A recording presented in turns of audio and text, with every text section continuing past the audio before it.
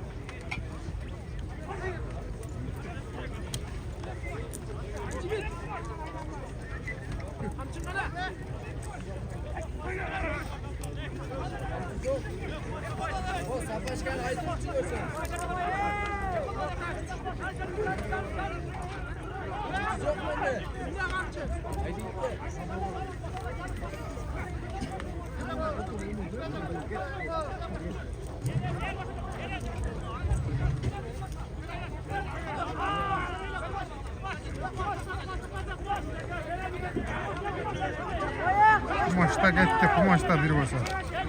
Karaxanda gitti. Жаңылбасам kumaş.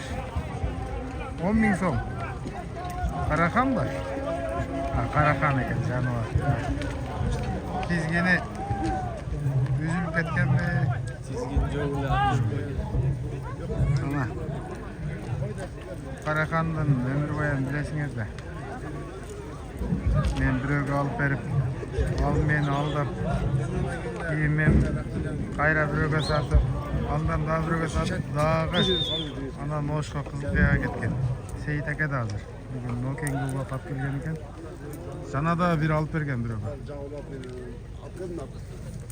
Ya, salama geldim.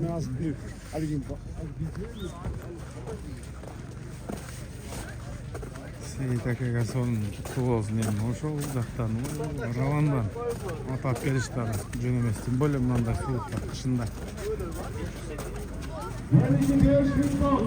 Атка ишенген үчүн алып келет да ал жактанчы.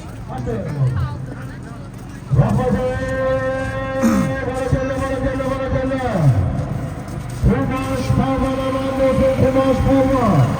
Buna bunu kalaman yaptı. 20. torunu. 10.000 so'mga tashlagan palvon. Yo'qolgani Sadirbayev aylopga qarashdi. Jo'naliyev palvoni. Legendarli palvon, Ulorbek palvonning bolasi Kumaş palvon. Aslidagi Patken Aydarkendan Seyit Mirzaning Paklechki Karaxon degan ati bilan Kumaş palvon bo'ldi. Boshqa Kumaş. Bo'ldi. Kumaş söylep oldun ya, daha söylep böyle çıkalım, gel. Selamünaleyküm. Moken itimakına rahmatı. Her daim kılıçlarına tolaya buluyor. Şu itimakta çağırır. Ejürde tışkılı amaçlık olsun. Şu pul vergenlerge ya, şu kalın boşkanlarga, hizmet kılanlarga bağına rahmat. Her daim benim aslında cüce jarık olsun. Toylar oluyor. Onunla bu. 5.000 so'm lazım, 5.000 so'm. Nima Karakaş geldi? Bunlar Karakaş, bunlar.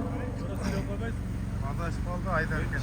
Bu Aydarken'e geçişi mümkün ele biro.